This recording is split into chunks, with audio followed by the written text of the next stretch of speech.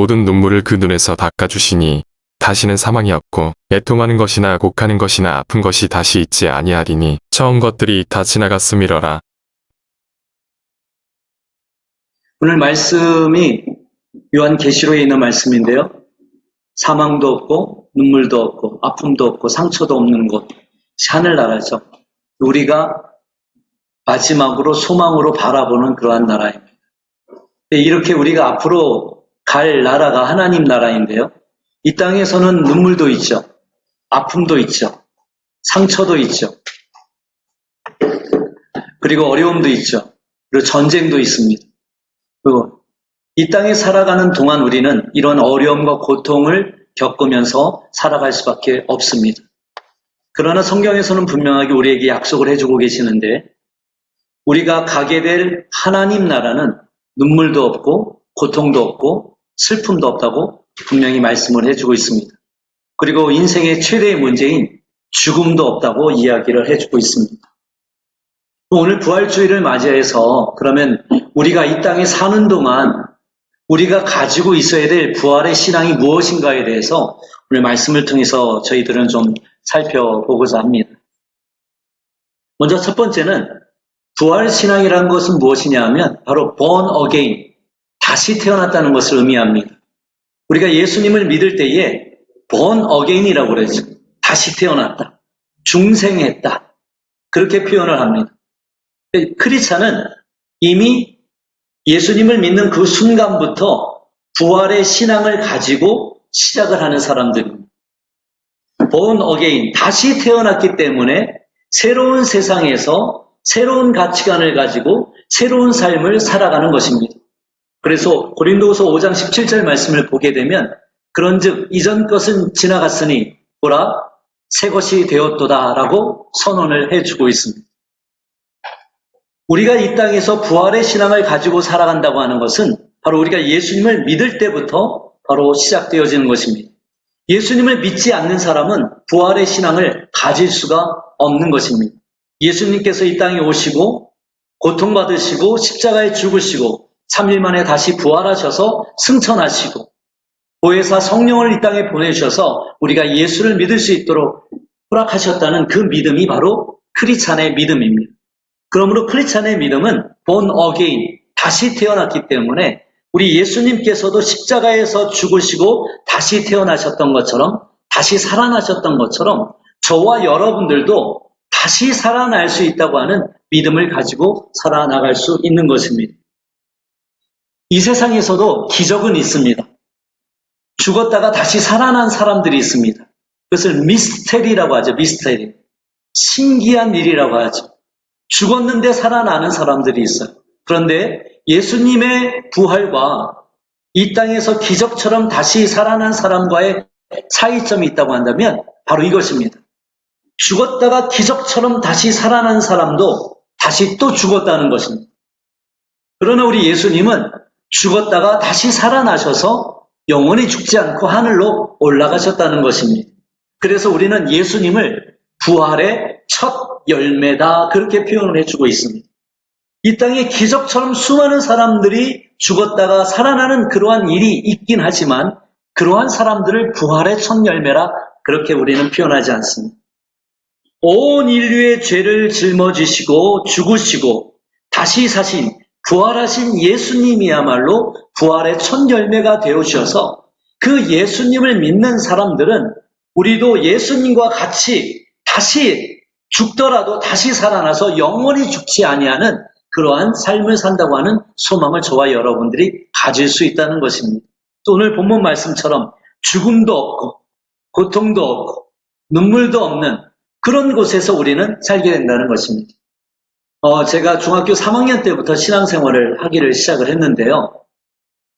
그 주일학교에서 참 많이 부르는 그러한 찬양이 있습니다. 사막에 샘이 넘쳐 흐르리라. 그리고 중간에 이런 가사가 있습니다. 독사들이 뭐죠? 사자들이 어린 양과 뛰놀고 그 다음에 장난쳐도 독사들이 물지 않는 독사들이 물지 않고 사자들이 어린이와 같이 놀 수 있는 그런 나라가 하나님 나라라는 표현을 비유적으로 표현을 해주고 있습니다.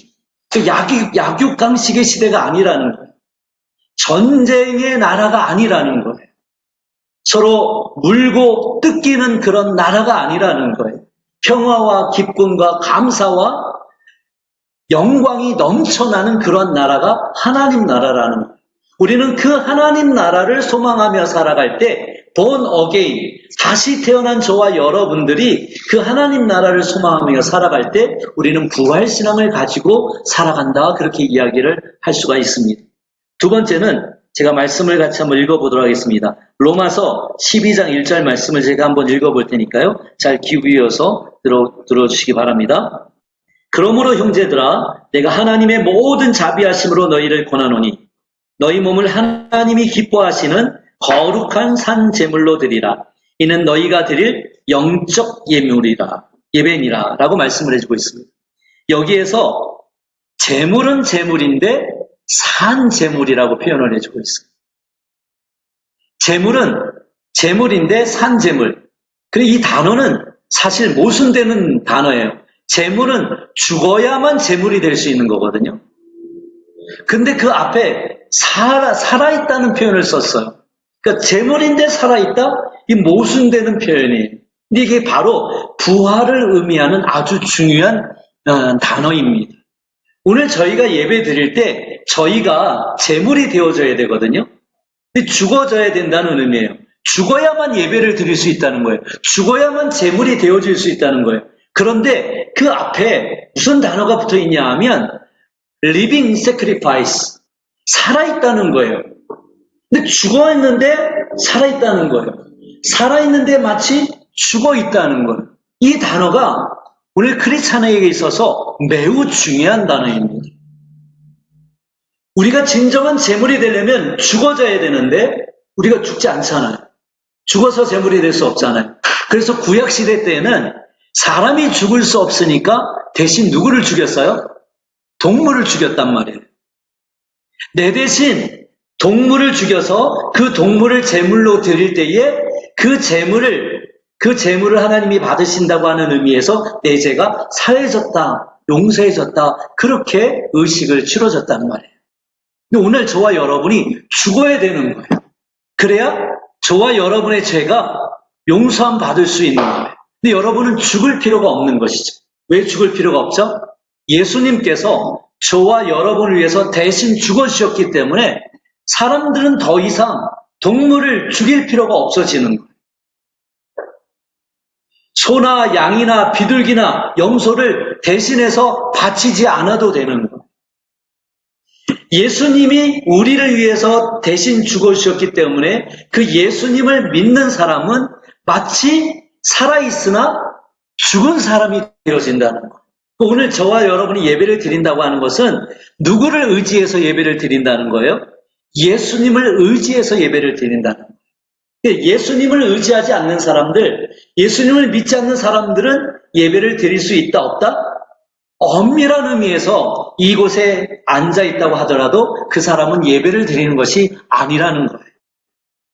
두 번째 부활신앙의 참 의미는 무엇이냐 하면 정말로 예수님을 믿으면서 그 예수님을 믿는 믿음으로 예배를 드릴 때에 나는 마치 죽고 누가 다 살아나야 된다는 거예요? 예수님이 내 안에서 살아나야 된다는 것을 의미하는 거예요. 리빙 세크리파이스가 돼야 된다는 거예요.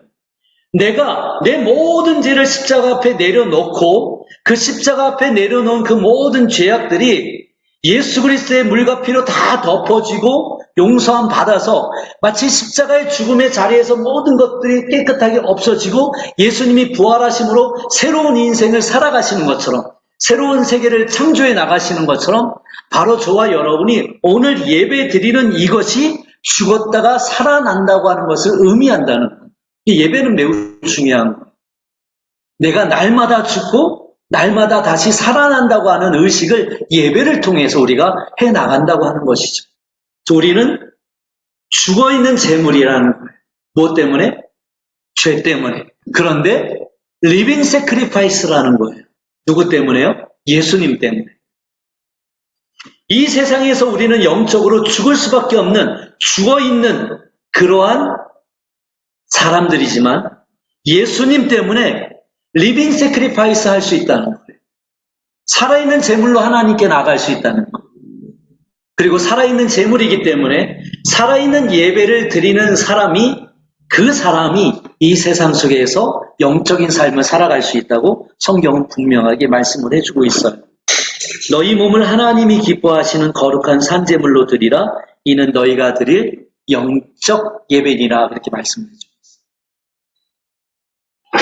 마지막으로 우리가 부활신앙을 살아간다고 하는 의미는 우리의 삶이 어떤 거에 관계가 되어 있어요. 말씀을 제가 한번 읽어보도록 하겠습니다. 야고보서 2장 16절, 17절, 18절 말씀을 제가 한번 읽어보도록 하겠습니다. 이와 같이 행함이 없는 믿음은 그 자체가 죽은 것이라. 어떤 사람은 말하기를 너는 믿음이 있고 나는 행함이 있으니 행함이 없는 내 믿음을 내게 보이라. 나는 행함으로 내게 믿음을 내게 보이리라 하리라. 한번 따라서 하겠습니다. 삶으로 믿음을 보여주는 것. 그것이 바로 부활신앙입니다. 말로만 내가 믿음이 있다고 이야기하지 않고, 말로만 내가 교회 다닌다고 이야기하지 않고, 말로만 내가 예배 드리는 것이 아니라 부활신앙은 예수 그리스도를 믿는 믿음에서부터 출발해서 어디까지 연결되어져야 되냐 하면 내가 살고 있는 삶의 현장까지 이어져야 된다는 거예요. 오늘 야고보 사도가 뭐라고 얘기하냐 하면 어떻게까지 얘기하냐 하면 어떻게까지 극단적으로 얘기하냐 하면 행함이 없는 믿음은 죽은 믿음이다. 이렇게까지 표현을 해주고 있어. 너희들이 하나님의 사람들이냐? 너희가 크리스찬들이냐? 너희가 교회를 다니는 사람들이냐? 너희들이 믿음이 있다고 얘기하는 사람들이냐? 그렇다고 한다면 너희들이 말로만 믿음이 있다고 얘기하지 말고 행함으로 믿음을 보여줘라. 너희들이 말로만 믿음이 있다고 그렇게 외치고 있는데 나는 말로만 믿음이 있다고 외치지 않고 행함으로 내 믿음을 너희들에게 보여주겠다. 이게 야고보의 핵심이에요. 야고보 사도가 그렇게 계속해서 외치는 거예요. 행함으로 삶 속에서 믿음을 보여주지 못하는 사람들에게 행함이 없는 믿음은 마치 죽은 것과 같아서 우리가 믿노라 하지만 결국에는 능력 없는 크리스찬의 삶을 살아간다고 이야기를 하는 것입니다. 그렇습니다. 부활신앙의 클라이막스는 바로 삶으로 믿음을 보여주는 것입니다. 2002 월드컵 때 히딩크 감독이 그 선수들에게 이야기하는 것이 있었습니다. 그것이 뭐냐 하면 너의 실력을 좀 보여달라. 너의 기량을 좀 보여달라. 너의 잠재된 실력을 이번 월드컵에 다 쏟아내달라. 그렇게 요구를 했어요. 네 안에 잠재되어 있는 능력, 네가 지금까지 수고한 모든 헌신과 노력, 지금까지 모든 훈련을 통해서 준비한 그 모든 것을 이번 월드컵에서 다 보여주어라. 너의 능력을 이번 월드컵에서 보여달라고 선수들에게 주문을 했어요. 지금 야고보 사도는 지금 무엇을 이야기하냐면 여러분이 정말 크리스찬이라고 한다면, 여러분이 정말로 하나님을 믿는 사람들이라고 한다면, 여러분이 정말로 찬양을 부르고 기도를 하고 하나님의 약속의 말씀을 의지하며 그 말씀에 의지하고 살아가기를 원하는 사람이라고 한다면 여러분의 믿음을 여러분의 삶의 현장에서 보여주십시오.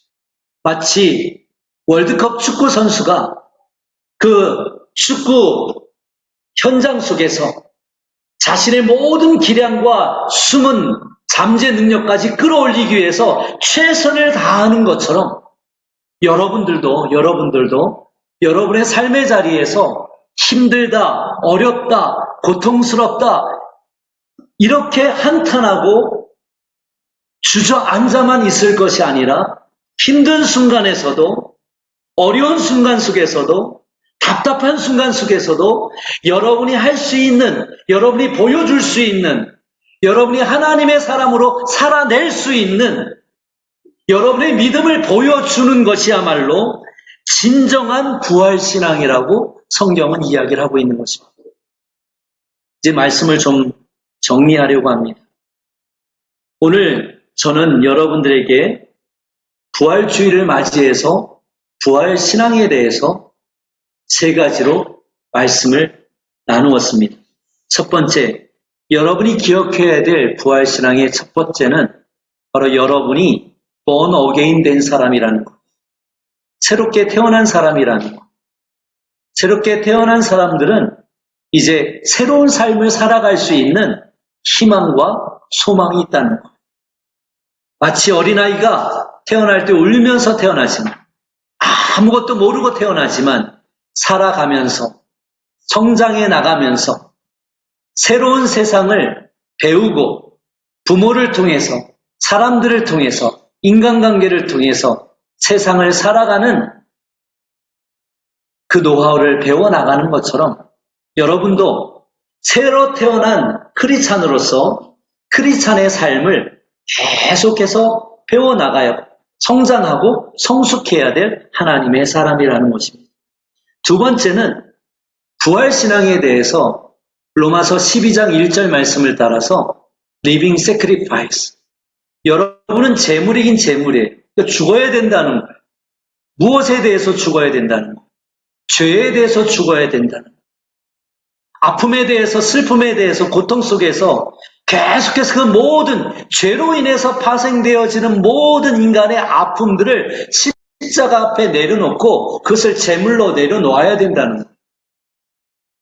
그래야 예수님을 통해서 저와 여러분이 다시 살아날 수 있다는 거예요. 리빙 세크리파이스가 될 수 있다는 거예요.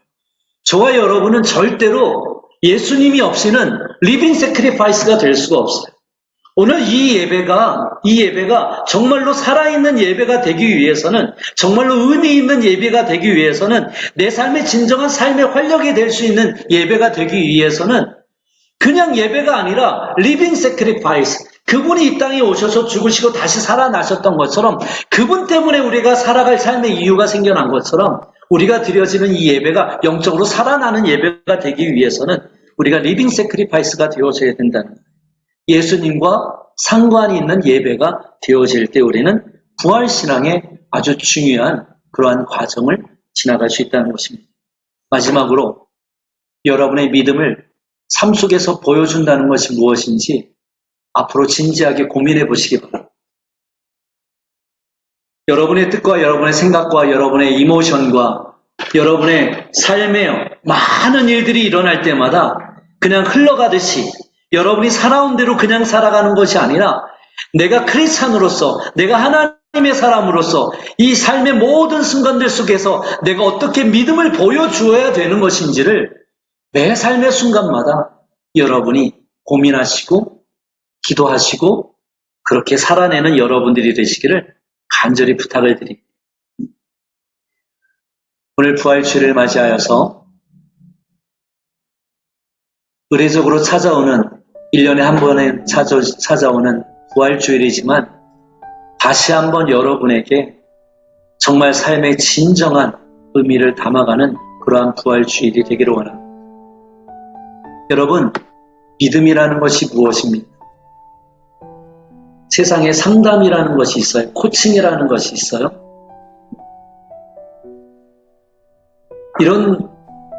이런 것들을 하는 이유가 뭐냐면 고통이 많은 세상 속에서, 스트레스가 많은 세상 속에서 이 상담이나 코칭이나 이런 것들을 통해서 내면의 힘을 키워나가기 위해서 상담을 하고 코칭을 하게 되는 것이죠.